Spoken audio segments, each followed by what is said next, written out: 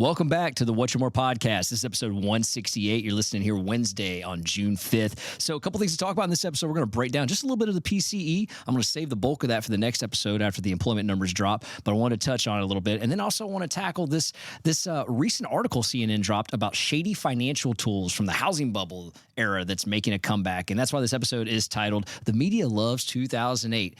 But I'm going to caution our listeners, as well as the media, stop dancing with a ghost here. So let's get into it here. So, hey, PCE came in exactly where we thought it was going to be. We've been talking about that, the build up to it. We did not think that it was going to show its, any sign of, increasing, which it didn't. It came in exactly as expected. And we started to see some relief in the core.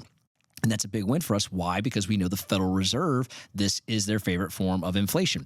And as we start to see a slow decline, it's not a rapid decline at this point in inflation. This is a positive sign, and it does give us some room for relief. And it also gives a margin of error for the next PCE reading that may come in. Potentially could come in a little bit higher since we're replacing another lower number, but I still think we're going to be in good shape there. But everything has all eyes on the job market. Why? Because we had CPI come in lower.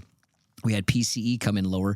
All of these are big wins for the industry and the economy right now. So the next stage is the job market, because the Federal Reserve said, listen, we're looking for a softening of the job market. And as those numbers come in on Wednesday from the ADP private sector, then Friday from the BLS, this is going to be the tell-all. If we can continue this momentum trend, we're going to continue to see that downward pressure of the 10-year Treasury, which is a win for all people in the real estate industry as well as the consumer, because you'll be getting lower rates as we've started to see relief in the market already. So we're going to cheer on Wednesday's report. Hopefully Friday's report's even better. And then after that, Federal Reserve is going to be meeting, and hopefully, we'll get some great commentary.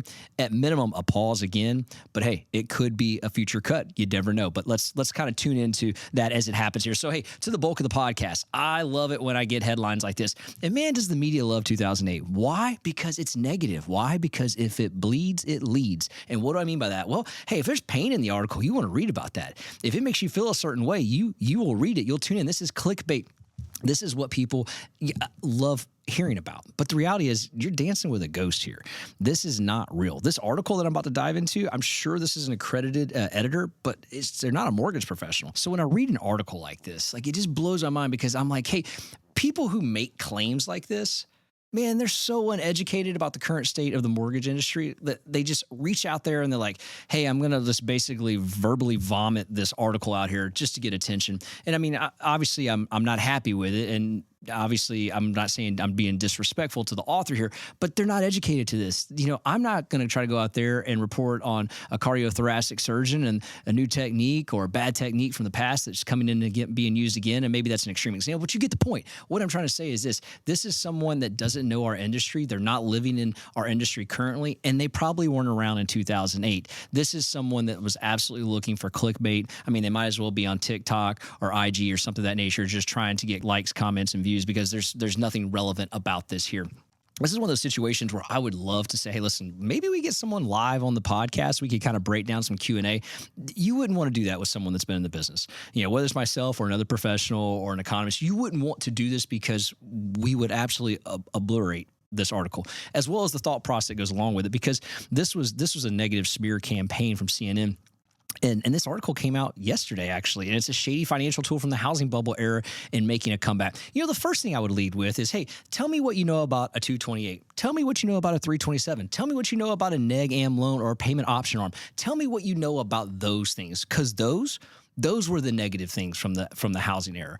But if you can't even tell me about those, what those were and the implications of them, this article is irrelevant. And I promise you that's what would happen in a conversation like this, because those loans are not around. Once the QM loan came in, once you had qualified mortgages step into the scene, you got rid of these products, right? But in this article, we're talking about a zero down mortgage payment. That's down payment assistance. That's been around for some time. And in this particular case, the article is suggesting many things that are it's kind of insulting when you read it here, but I'll kind of point out some highlights here to me that kind of jumped off the page. Obviously there's urgent needs in the housing market. We've talked about affordable housing. We've talked about the need of helping people that want to be first-time homebuyers. But I want to back up before I do and say, listen to this. Low-income housing families, right? Low-income housing families. That is defined as, this is the definition from the federal government, a low-housing income family. When I say that, I want to make sure that's a $14,580 annual budget. $14,580. That's low, and that's defined as a household. It's $30,000 a year. So that's when you say low income, that's what that means. So anything above that is no longer low income. And in this article, this person is stating that we have a low income housing affordable need. Well, I hate to break it to the person that particular sector is not buying a home in today's market. Many reasons. Number one, the home is not there. The price point is not there. The interest rates are not there. Like, that person is not buying that home. So to say that, just to come out the gate and make this article around that to create that, to create that emotion is not right to start with. But the quick thing she leads with here is that, hey, listen, we should probably stop letting Wall Street firms become landlords for the sole purpose of extracting capital from renters who would otherwise build equity. Like, okay, I know many people online feel a certain way about Wall Street owners owning, wall firms owning properties, but let's be real. That's not the sole purpose. The sole purpose is not to extract capital from renters who otherwise could be building, equity. That's ludicrous. That's not what that is. And by the way, for the people that don't like that, right, who don't like Wall Street firms owning homes, single family homes, take a look at your 401k accounts. Take a look at your mutual funds and take a look what's participating there. I bet there's some REITs in there, and I bet there's some of these homes that you're upset with getting large returns inside of those 401ks that you currently own. I'm not saying you're not a hypocrite. I'm just saying be aware of what you don't like, because you may be making earnings off of that as well. I'm willing to bet that's in there. But that is not the sole purpose of that. The sole purpose is a return and a return on investment. It's not to extract capital and forbid equity. Renters have a choice. They could buy a home if they wanted to, or they could rent. We've done multiple articles on that, and we've done multiple podcasts on that. But here's something to say that I think is interesting. Immediately, this article turns the bulk. I mean, literally, the remaining portion of this article is hating on what they would call zero down mortgages. Most of those are generated from down payment assistance, and there's many different levels. Your state's going to have many different levels of them, and then there's generic programs. But let's not get this twisted. Those have been around for a really long time.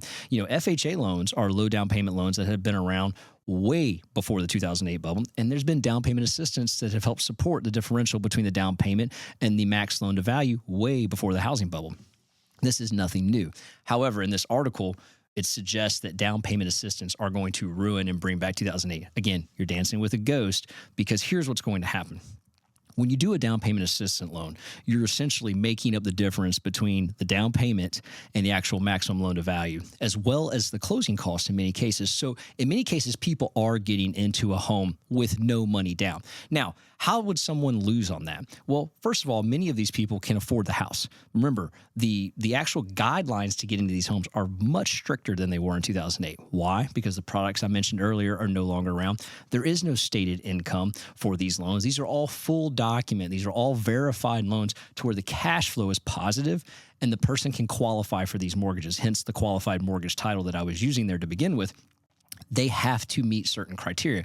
And those criterias, while they are not super stringent, they're not extremely favorable to where people are completely out of debt ratio to get this product. They have to meet certain guidelines that keep them in line. The other thing is this: the only downfall of a down payment assistance mortgage, and this could happen to anyone anytime, this isn't a 2008, 2024 situation, is if you lose your job, there's going to be things that happen. And one of those things could be you would have to sell your home. Well, if that happened within the first 6 months or to a year of owning this home and it being a down payment assistance, well, you could be upside down in the home. Because why?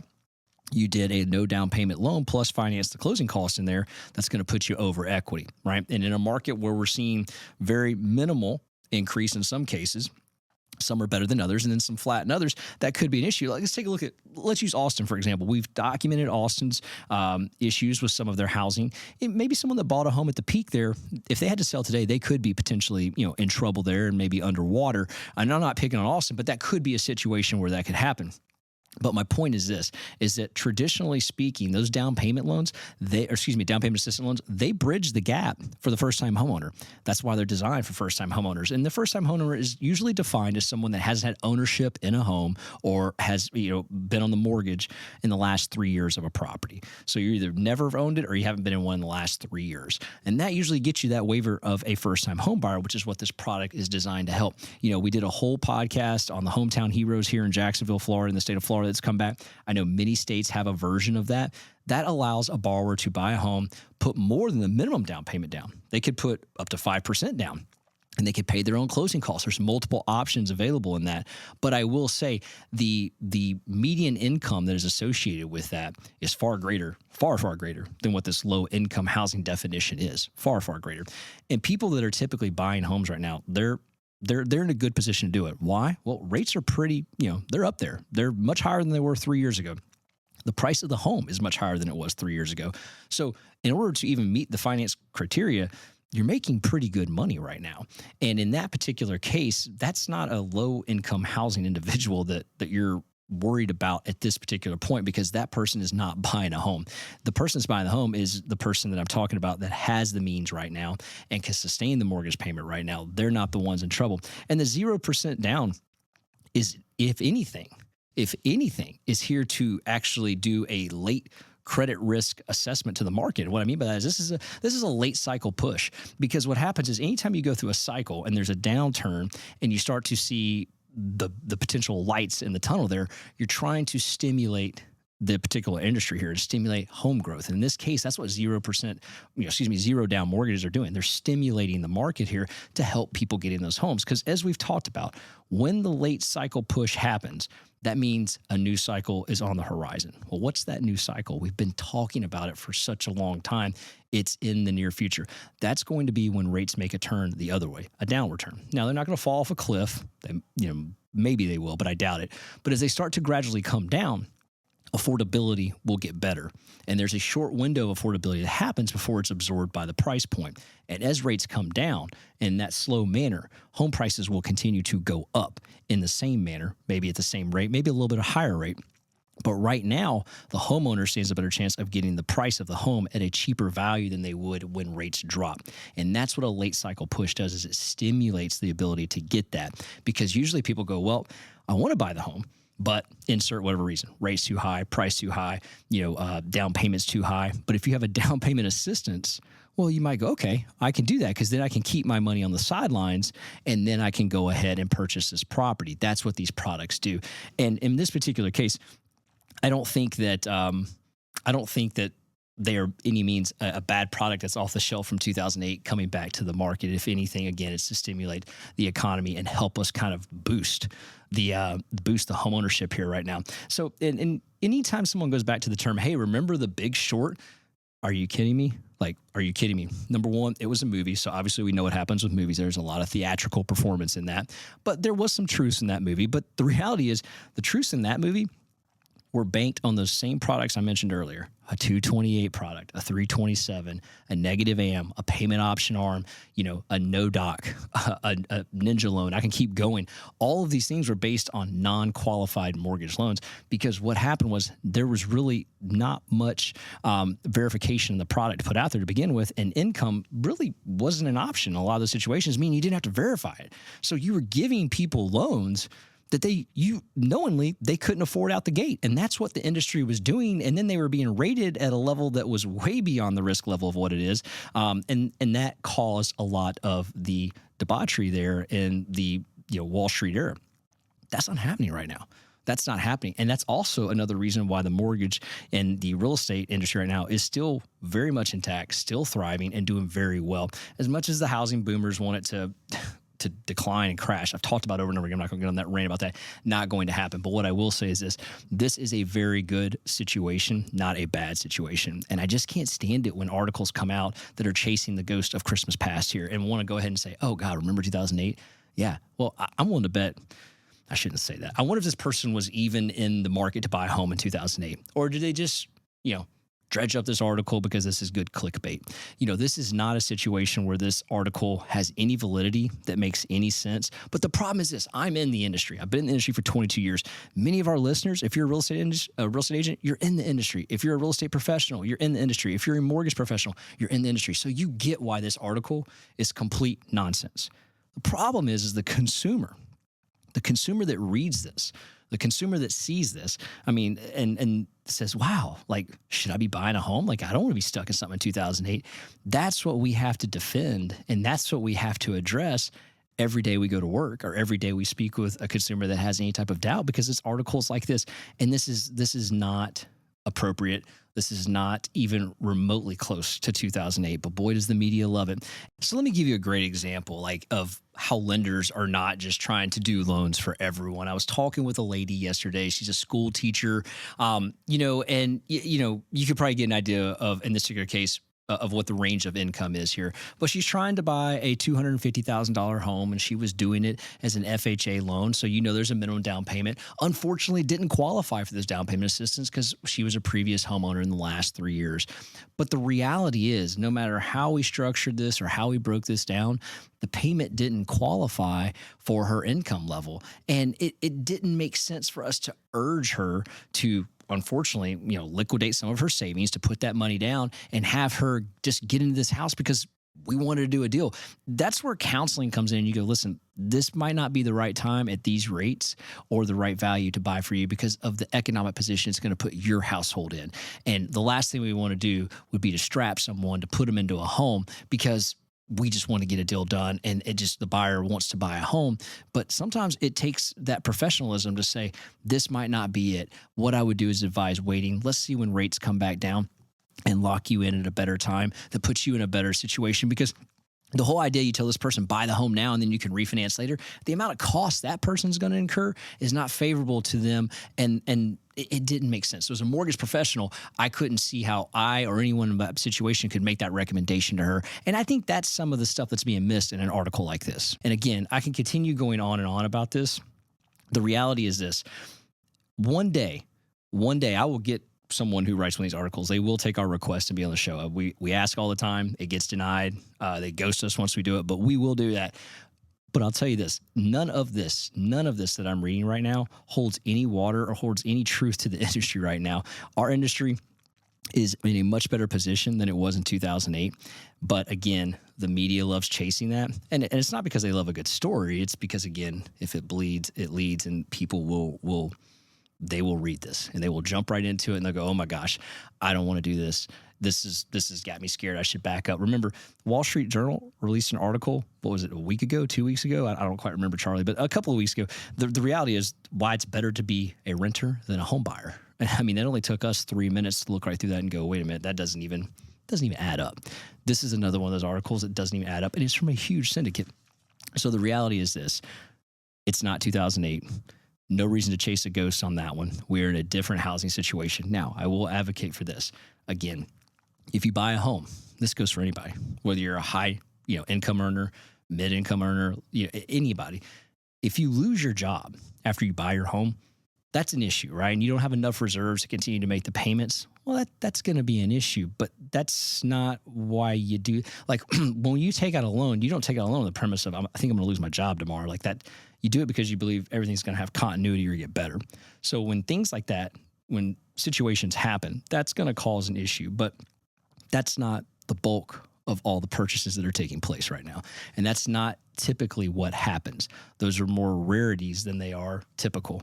But by reading this article, what they would want you to believe is that we're back in 2008 and that products are coming down off the shelf that are, going to create a housing conundrum situation again. That's not the case. So I just want to take a little minute to kind of break that down and go over it because, as you could tell, I'm pretty fired up this morning as I got a chance to read this article as it just came out on Monday. So guys, if you like what you're hearing, please 5-star review this podcast on either Apple or Spotify. Leave us your comment. Just as important as the 5-star reviews, we try to make our way up the rankings here. And also tune into our YouTube channel if you're more of a visual person. And we do a full-blown episode on there. What's your one more with number one? Subscribe.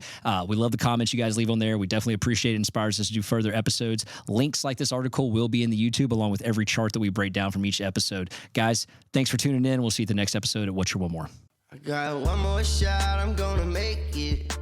One more chance, I'm gonna take it. I meant it when I said it, now it's time for me to do it. I got one life to live, so I put my all into it, yeah.